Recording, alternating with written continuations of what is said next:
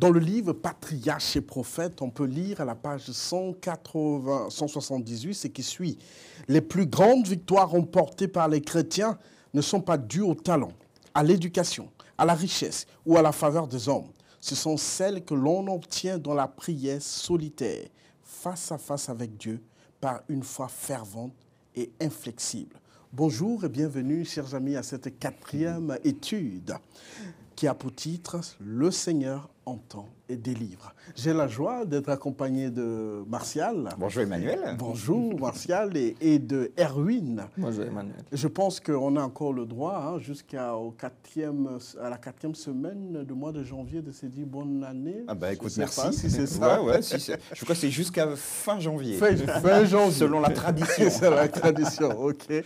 Merci beaucoup. Pour commencer cette étude, je vais demander à Erwin de nous unir dans la prière. Père éternel, merci d'avoir l'occasion de parler de ta parole. Guide-nous, fais que ce que nous allons dire puisse aider les personnes qui nous écoutent. Amen. Amen. Quand on parle de la proximité, Dieu entend nos prières. Je pense qu'il faut qu'il y ait quelque chose entre toi et Dieu d'abord pour qu'il entende ta prière. Ça, c'est ma définition. Et la question que je vous pose, est-ce que les psaumes nous aident à comprendre la proximité que Dieu est avec nous, nous en tant qu'humains? Ok. Il me semble que c'est plutôt l'inverse. Ok. Les psaumes nous permettent de comprendre que Dieu est proche de nous. Okay. Et d'ailleurs, tu portes un très beau prénom, puisque ton prénom c'est Emmanuel. Oui, qu'il est avec nous. Voilà, exactement, Emmanuel, le même nom qui a été donné à Jésus, Dieu avec nous. Pas nous avec Dieu, mais Dieu avec nous. Intéressant. Parce que parfois, ou voire même très souvent, on a plutôt tendance à voir Dieu loin. Il est loin. Non, il est proche de nous. Il veut être proche de nous, en tout cas. Et dans cette perspective, Emmanuel, c'est plutôt Dieu qui est proche de nous, qui nous le rappelle au travers des psaumes. Vous êtes en difficulté, sachez que je suis là. Moi, j'appelle ça, j'aime bien cette expression, des clins d'œil de Dieu. Parce que quand on est en difficulté, c'est potentiellement à ce moment-là qu'on oublie que Dieu est proche. Et parce que nous nous sommes recentrés sur nous et sur nos problèmes, et donc on a l'impression que Dieu est très loin, et il nous rappelle, coucou, non. Je ne suis pas très loin, je suis proche de toi. Voilà, donc je donne quelques éléments dans ce sens. Oui, intéressant, oui. J'aurais dit la même chose. Sauf que maintenant, pour avec ajouter, c'est que les psaumes nous permettent aussi de comprendre la proximité du psalmiste, il écrit, avec Dieu. Donc, ils nous permettent de comprendre qu'on peut être aussi proche de Dieu. Dans la manière dont les gens s'adressent dans les psaumes à Dieu, on voit que ce sont des gens qui connaissent Dieu. Absolument. Même quand ils ne sont pas contents avec ce qui se passe, ce sont des gens qui ont cheminé déjà avec le Seigneur. Alors, on parle du principe que le Seigneur entend. Et il délivre, comme le titre le dit. Je pense qu'on va discuter sur « il entend ». Qu'est-ce qui nous prouve qu'il a entendu? Il délivre. Est-ce qu'il délivre systématiquement? Prenons le psaume 50. Le psaume 50, ouvrons nos Bibles dans le psaume 50, et le verset 15, par exemple, et le verset 55. Psaume 50, verset 15, qui dit « Invoque-moi au jour de la détresse, et je te délivrerai, et tu me glorifieras. » Combien de fois le Seigneur a délivré des gens dans la détresse? J'ai un peu du mal à je pense comprendre. Je pense que c'est on n'a même pas le nombre. Donc, je vous donne un exemple. C'est que aujourd'hui, arrive une chose qui est compliquée pour moi. Ça arrive. Oui. Mon temps de prière avec le Seigneur, c'est plutôt le matin. Donc le soir, voilà, c'est plutôt court, c'est pas là. Et ça fait que l'inconvénient est que la chose qui me pèse, elle reste là jusqu'au matin, quand j'ai mon temps sérieux de prière. quand je dis au Seigneur, Seigneur, il y a ça, il y a ça, il y a ça. Et non seulement qu'il délivre, et déjà il me délivre du poids que Ouais. j'ai très souvent. Ouais. Une fois que j'ai mis ça, j'ai donné le problème à l'Éternel, Ouais. je suis soulagé. Et très souvent, après, d'une manière ou d'une autre, il m'aide à sortir du pétrin, à trouver des solutions, à aller au-devant.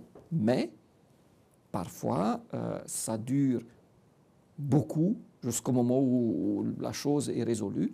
Parfois, elle n'est pas résolue de mon sens, dans ce que moi je comprendrais résolution. Mais le Seigneur me délivre tellement de fois que les fois où il ne le fait pas selon mon interprétation que je donnerai Oui. à cela, ça me fait aussi de comprendre qu'il a un plan et qu'il y a quelque chose derrière. Alors, le verbe délivrer, on part du principe que ça, on peut entendre ça de plusieurs façons. Ouais, Parce que si on parle, là actuellement, nous vivons dans un contexte où il y a beaucoup de foyers de tension à travers le monde. Et ces gens qui sont, par exemple, dans tel pays, qui sont en souffrance et qui prient, vous pensez que Dieu les délivre systématiquement en s'appuyant sur ce psaume? Tu abordes un élément très délicat. Il y a des guerres partout et il y a des gens qui prient pour que ça s'arrête, pour que la paix puisse revenir. Et potentiellement, ça ne fonctionne pas. Et on peut dire, mais Seigneur, qu'est-ce que tu fais? Parce que tu dis dans tes psaumes, si on prie, si on te le demande, tu interviens. Oui. Et donc, il y a une dichotomie qui se met en place et on n'est pas à l'aise. Donc, même le chrétien, parfois, il n'est pas à l'aise avec ça. Oui, mais c'est écrit, mais en fait, il ne faut pas le prendre littéralement. Mais parfois, il faut le prendre littéralement. Mais en fait, à quel moment il faut le prendre littéralement et pas? On ne sait pas. J'aimerais apporter, je n'ai pas la solution, hein, je préfère vous le dire tout de suite, mais j'aimerais apporter un élément supplémentaire. Dieu respecte le libre arbitre des hommes. Et ça, c'est important. Quand il y a des guerres, qui décide de faire la guerre? Qui décide de faire la guerre? C'est l'homme qui décide de faire la guerre. Satan aussi. Même Oui, si on... poussé, oui, bien On sûr. peut pousser, Tout ce qui est mal poussé par l'adversaire de Dieu qui est Satan, on est d'accord. Mais c'est l'homme qui prend la décision de rentrer chez toi dans les pires des cas, parce que j'ai encore entendu il y a quelques semaines de ça une émission où les gens ils rentraient chez les autres et puis ils les tuaient. Et je reste gentil, parce que ça va beaucoup plus loin. Pourquoi, Seigneur, tu n'as rien fait? C'est la question qu'on se pose. Pourquoi tu ne délivres pas? Je n'ai pas la réponse, sauf que je sais que même au travers de ces éléments, Dieu a la capacité d'arrêter le violeur, le voleur ou celui qui veut nous agresser.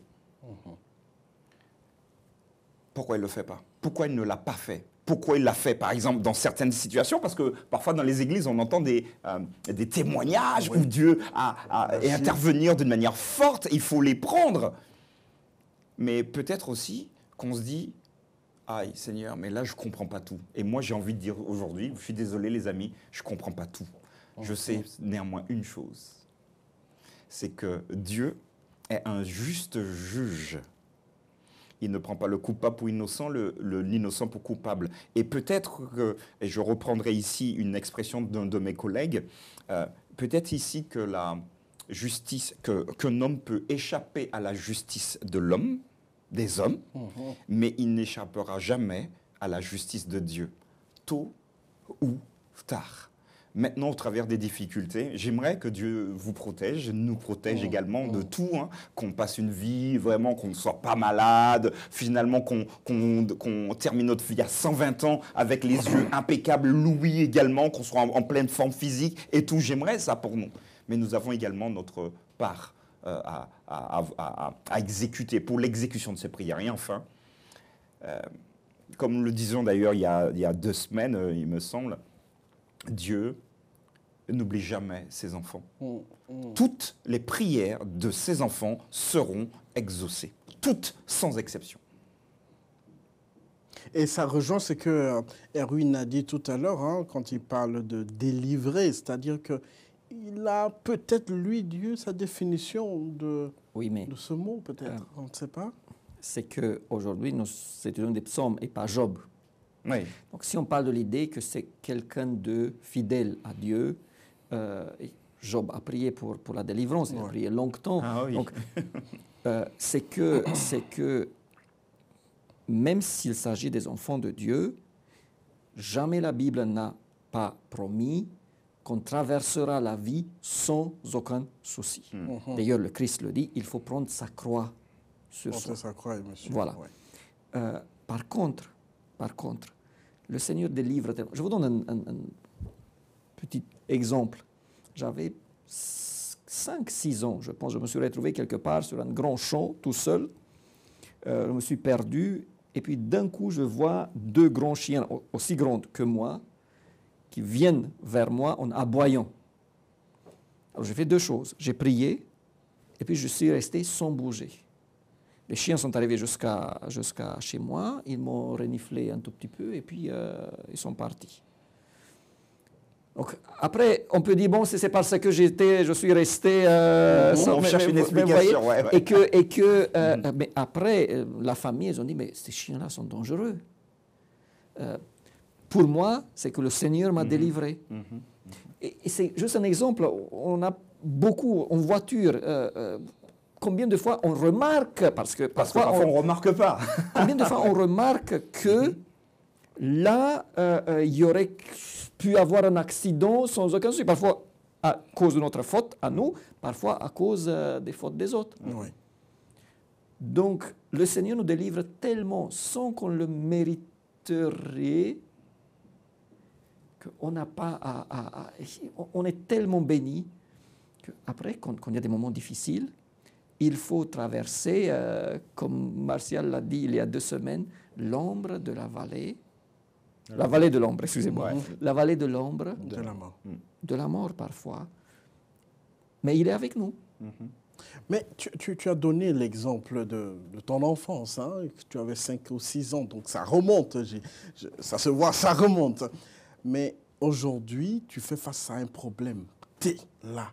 Comment tu te rappelles de cette histoire où tu t'es dit que Dieu t'a délivré pour traverser l'épreuve que tu passes aujourd'hui? Parce que généralement, nous, humains, quand on est en face d'une situation, on oublie tout ce qui s'était bien passé dans notre vie. Là, j'ai une réponse dans les psaumes. Allez, vas-y, nous le donner. Vous connaissez, je ne vais même pas dire le psaume. Mon âme bénit l'Éternel, que tout ce qui est en moi bénisse son saint nom. Mon âme bénit l'Éternel et n'oublie une partie. Non, aucun. Et n'oublie aucun de ses bienfaits. Alors, il y a tellement de bienfaits. Donc, il y a une seule solution, à mon avis. Chaque fois quand l'Éternel, quand Dieu intervient dans ma vie d'une manière que je le vois, que je le note quelque part. Et je fais ça depuis... Alors, je suis désolé de ne pas l'avoir fait depuis longtemps. Depuis 5 ans. Depuis l'âge de 5 ans, oui. Mais j'ai plus de 10 ans que je le fais. Et je ne le regrette pas. Parce que quand tu regardes les choses que Dieu est intervenu et que tu te rappelles de ce qu'il a fait pour toi, alors tu vas te dire, mais cette fois-ci aussi, peut-être pas aujourd'hui, mais je ne suis pas seul. Donc se rappeler, c'est pour ça qu'il faut se rappeler. Parce que dans le moment actuel où c'est difficile, voilà, là, il faut avoir la résilience, traverser le... Effectivement, je reviens vers chez Martial. Nous tous, on traverse des moments difficiles. Toi, dans des moments difficiles que tu traverses actuellement, comment la façon dont le Seigneur t'a accompagné dans le passé t'a aidé à traverser cette épreuve? J'ai un caractère plutôt pragmatique. Ouais. Donc, j'ai plutôt tendance à avancer. Et peut-être, juste avant de répondre à ta question, j'aimerais nous dire, oui, nous nous appuyons sur des psaumes. Il faut les lire, ça nous remonte le moral. Mais j'ai envie également de dire à nos amis, il ne suffit pas que ton moral soit reboosté. Maintenant, il va falloir avancer. Donc, il va falloir agir, rentrer dans l'action également avec Dieu. Ça marche? Pas attendre, voilà, ben Seigneur, je t'ai prié, maintenant j'attends que tu résolves pour moi mon problème. C'est un partenariat qui se met en place également hein, dans certaines situations.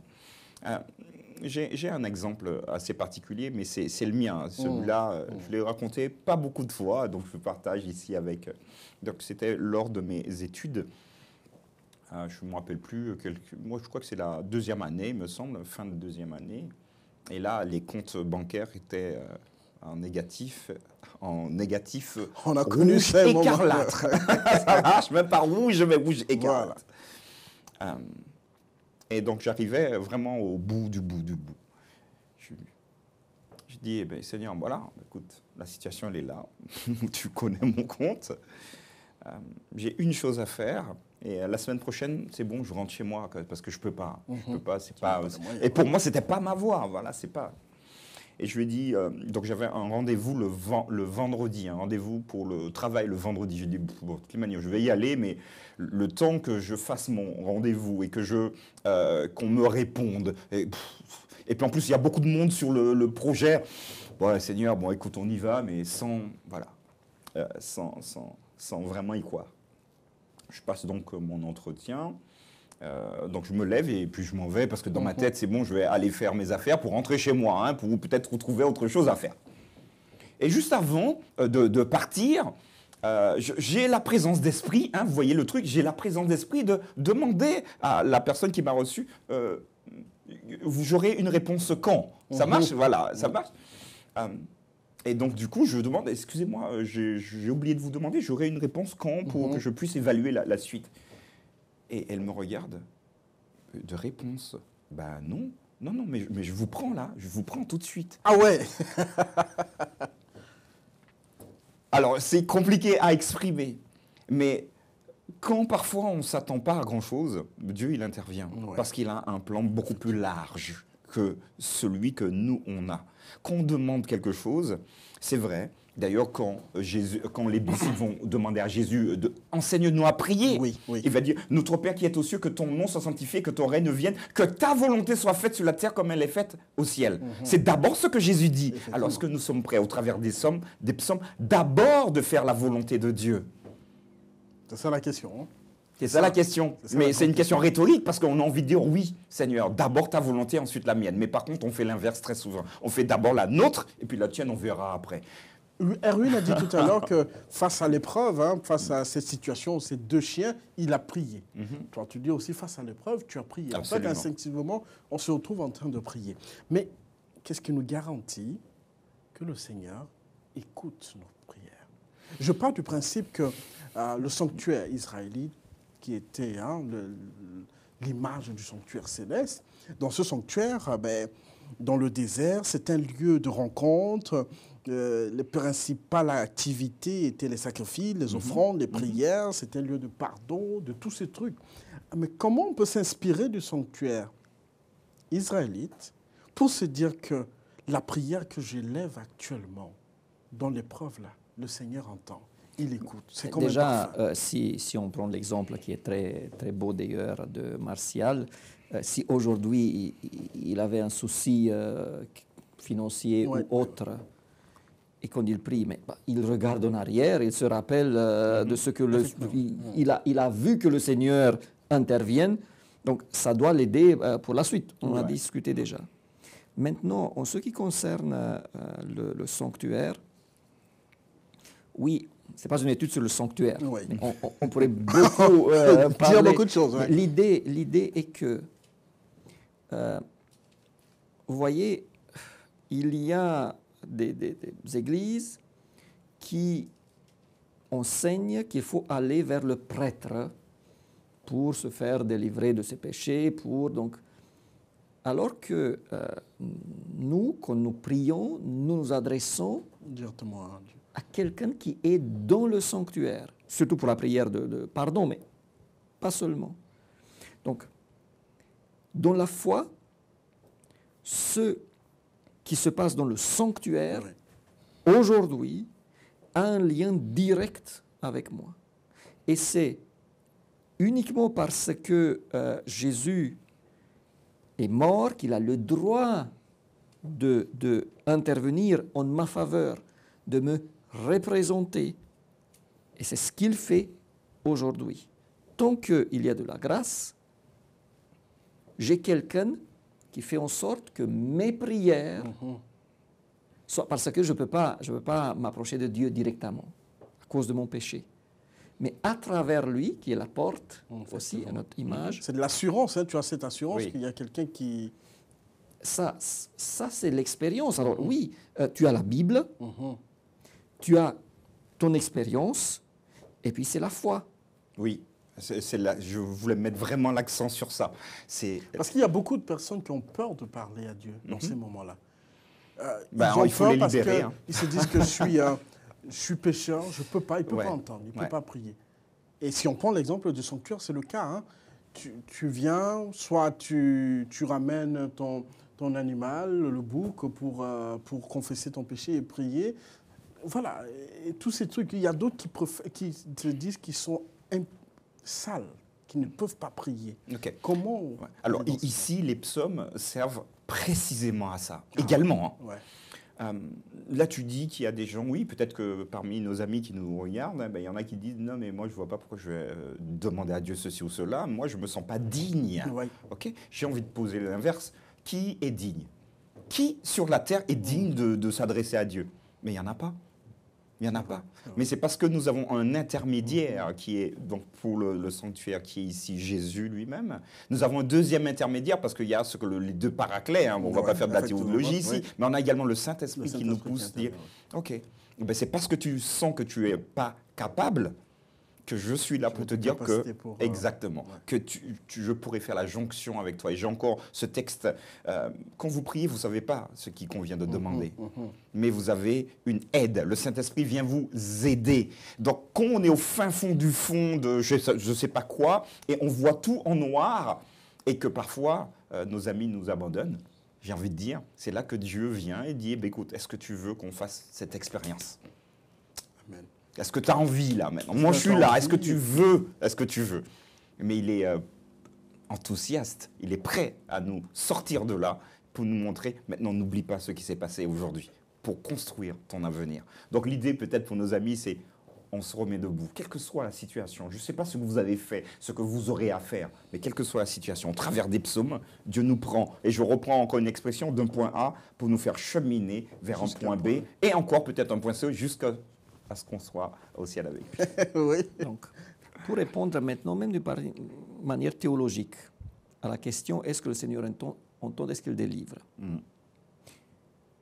Si je prie pour le pardon des péchés, d'une manière sincère, je regrette mon péché, je 100%. prie et je demande pardon, le Seigneur me délivre du péché, 100%. et ça c'est absolu. Là, il délivre toujours. Et on a des psaumes extraordinaires où la personne crie envers Dieu pour être délivré de la culpabilité, pas des conséquences, de la culpabilité. Le Seigneur délivre souvent aussi de la misère, de la faim, des relations qui sont mauvaises. Mais là, ce n'est plus absolu. Ça dépend de la situation. Et c'est lui qui sait, parce que, par exemple, s'il me délivrerait aujourd'hui d'une situation difficile et je perdrais demain mon salut à cause de ça, il ne va pas le faire. Ouais. Ou si on me laissant dans une situation difficile, comme il a laissé Job pendant longtemps, d'autres bénéficieraient et seraient sauvés à cause de cela. Il va me laisser. Donc, nous bénéficions tous, d'après l'expérience de Job. Et si je dois apprendre quelque chose, il ne va pas absolument me délivrer. Comme les prières pour la richesse matérielle, où Dieu dit donc je vais te donner ça. Si tu es obéissant, je vais te donner. Mais ce n'est pas absolu. Parce que la première chose que Dieu souhaite me donner, c'est le salut. Le salut, la vie éternelle. Ouais, Ouais. Et absolument. il va tout faire pour donner le salut. Après, si tout va, il est heureux de me voir heureux. Il est heureux de me voir content. Il est heureux de me voir en bonne santé. Mais là, on n'est plus dans l'absolu. Parfois, il y a des conséquences que je traîne derrière moi. Oui. Parce que si aujourd'hui je suis malade, mais pendant beaucoup de temps je me suis gavé, pas avec de l'alcool ou du tabac, mais peut-être avec du sucre et avec de la graisse, le Seigneur délivre-moi. Il peut faire des choses. Mais il ne va pas absolument le faire pour qu'après je continue. Voilà, il y a beaucoup de choses. Mais une chose est claire, et je reviens, et ça c'est très important de savoir, quand je demande pardon pour mes péchés, il me délivre. Et quand je le suis, il me sauve. Ça m'amène, vu que... Une dernière question, ça m'amène à vous poser la question, mais dans le sens inverse, parce que le titre dit « Le Seigneur entend et il délivre ». Et vous avez donné des exemples de prières entendues et il y a une réponse, hein, je dirais des réponses favorables. Mais vous avez une expérience où le Seigneur a entendu, mais sur le champ, pour vous, c'est une réponse négative, mais c'est plus tard que vous vous êtes rendu compte que c'est une réponse positive de la part de Dieu, la réponse négative? Non. Alors, je commence, je vois que je réfléchis non, encore. Oui, c'est ça, vas-y. J'étais dans une église où c'était difficile. C'était difficile pour plusieurs raisons. Et j'ai prié, je dis, Seigneur, si tu as une autre solution, renvoie-moi de là. J'ai toujours dit, mais que ce soit ta volonté. Alors, il y a plusieurs années qui sont passées. Et à la fin, j'ai dit, donc c'était jamais quelque chose de facile. À la fin, j'ai dit, Seigneur, merci que tu m'as amené ici parce que c'était aussi pour mon bien. Et je peux reconnaître que s'il serait intervenu plus tôt, j'avais perdu beaucoup de choses. Donc oui, ça c'est un exemple. Bon, on s'arrête là, mais beaucoup de fois, j'ai pu faire cette expérience que le Seigneur n'a pas répondu à mes prières et qu'il avait raison. Parfois, il y a des prières où il n'a pas répondu et je ne sais pas encore la raison. On saura la réponse plus tard. Alors, je n'ai pas d'exemple concret. Néanmoins, pour peut-être construire encore sur ce que Erwin vient de dire, je crois que Dieu répond toujours. Mais il répond soit non. On n'aime pas les noms, hein. Ça marche, parce qu'on demande, on veut qu'on nous donne ce dont on a demandé. Mais Dieu peut dire non. Il peut dire attends, pas encore. Et il peut dire oui, mais pas encore. Donc je te répondrai plus tard. Donc il y a plusieurs cas de figure et faisons confiance à Dieu. Pourquoi? Parce qu'il est dans le passé, il est dans le présent, il est dans le futur. Pas il sera, il est. Donc ça sous-entend qu'il connaît le futur. Et si nous voulons faire d'abord la volonté de Dieu, ce qu'il veut pour nous en priorité, c'est que notre vie spirituelle soit sauvegardée en lui. Donc s'il nous dit don, il a de bonnes raisons. Parfois, on lui en veut. Ouais, mais je t'ai demandé ça, tu ne m'as pas donné. Oui, non, mais parce que tu me fais confiance ou pas? C'est moi ton père. Si ton fils te demande, papa, je veux la dernière Mercedes, il n'a même pas son permis, il a 16 ans, je veux la dernière Mercedes pour montrer que nous sommes une famille, tu vas lui dire non, pas encore. Ça marche. Mais il le veut tout de suite à sa Mercedes. Tu n'as pas encore ton permis, tu n'es pas encore suffisamment mûr, voilà, il y a plein de raisons où toi, humainement, on va dire « attends, pas encore ». Ça marche. Mais le fameux « attends, pas encore », sous la méthode théologique, c'est de dire que nous avons déjà la vie éternelle maintenant, mais ce sera concrétisé au retour de Jésus. Mais nous l'avons maintenant. Permets-moi quand même, s'il te plaît. Il y a le Seigneur entend. Et il y a dans la Bible un exemple extraordinaire. Les deux démoniaques de Gadara. Oui. Ils sont venus et ils ont dit « Pars de là, qu'est-ce que tu as avec nous ?» C'est ça. Il y avait une prière qu'ils ne pouvaient pas exprimer. Ils voulaient être délivrés. Mais le démon était tellement fort qu'ils ont dit le contraire. Le Seigneur a entendu même la prière non prononcée. Alors, le Seigneur entend. Ok, d'accord, j'avais encore un exemple. Tu as raison. Que le Seigneur vous bénisse. Merci. Et à la prochaine.